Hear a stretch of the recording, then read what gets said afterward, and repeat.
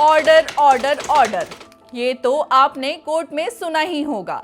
लेकिन जरा सोचिए, अगर किसी जज को ही आदेश दिया जाए और वो भी इस वजह से कि जज साहब अपना जजमेंट लिखना भूल जाते हैं। जी हाँ, आप सही सुन रहे हैं। क्या होता है जब जज को ही ट्रेनिंग की ज़रूरत हो? तो रुकिए रुकिए, मैं आपको सारी कहानी बताती हूँ। नमस्कार, मेरा नाम है हर्षिता और आप मेरे साथ देख रहे हैं स्टेट मिरर। कानपुर नगर की रहने वाली मुन्नी देवी ने जब कोर्ट का दरवाज़ा खटखटाया था तो उन्हें क्या पता था कि उनका मामूली सा किराएदारी विवाद एक बड़े बदलाव की वजह बन जाएगा।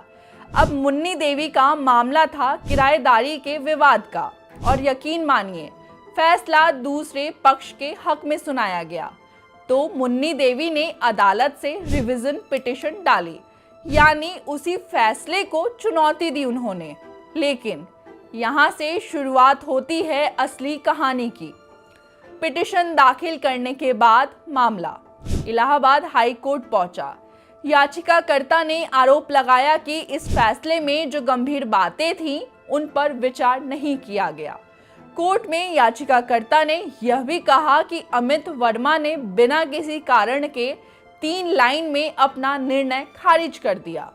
सोचिए, जज साहब ने अपने फैसले में इतना जल्दबाजी क्यों की, और क्या यह न्यायिक प्रक्रिया के मानकों को सही से दर्शाता है? अब बात करते हैं इलाहाबाद हाई कोर्ट की। यहाँ याचिका की गंभीरता से सुनवाई हुई। न्यायमूर्ति नीरज तिवारी ने मामले की गहराई से जांच की और पाया कि फैसले में तकनीकी खामियां थी।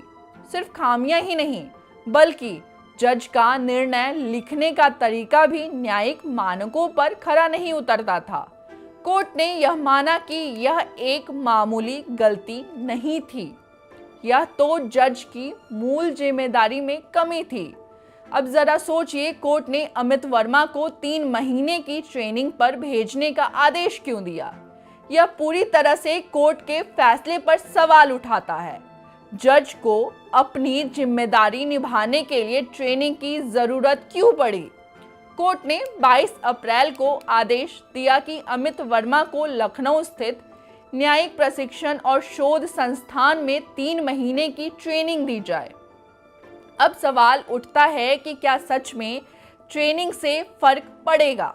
क्या अमित वर्मा जैसे जज जो पहले भी फैसले लिखने में गलती कर चुके हैं, सही तरीके से न्यायिक प्रक्रिया को समझ पाएंगे? यह सवाल पूरी न्यायिक व्यवस्था के लिए बड़ा सवाल है। पहले भी की थी गलती। अब यह पहली बार नहीं थी कि जब अमित वर्मा ने ऐसी गलती की। याचिकाकर्ता ने तो यह आरोप भी लगाया कि वह पहले भी इस तरह की भूल कर चुके हैं। तो सवाल यह है कि क्या यह ट्रेनिंग सिर्फ एक समाधान होगी, या फिर यह बार बार होने वाली गलती का केवल अस्थायी हल है? यह पूरा मामला एक बड़ा सवाल खड़ा करता है। क्या न्यायिक प्रक्रिया में सुधार की जरूरत है? अगर एक जज अपनी मूल जिम्मेदारी को ठीक से नहीं निभा पा रहा, तो क्या हम उम्मीद कर सकते हैं कि बाकी के जज अपने फैसलों में पारदर्शिता और जिम्मेदारी दिखाएंगे?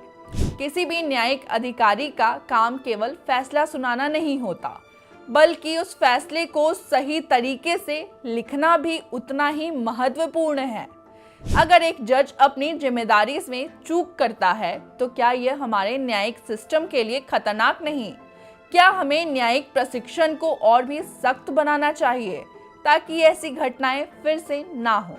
तो अब सवाल ये उठता है कि क्या ट्रेनिंग से अमित वर्मा में सुधार आएगा या नहीं? क्या हम उम्मीद कर सकते हैं कि हमारे जज पूरी जिम्मेदारी के साथ फैसला सुनाएंगे? आप क्या सोचते हैं? अपनी राय कमेंट में ज़रूर बताएं। और अगर आपको यह वीडियो पसंद आया है तो चैनल को सब्सक्राइब करना ना भूलें। शुक्रिया।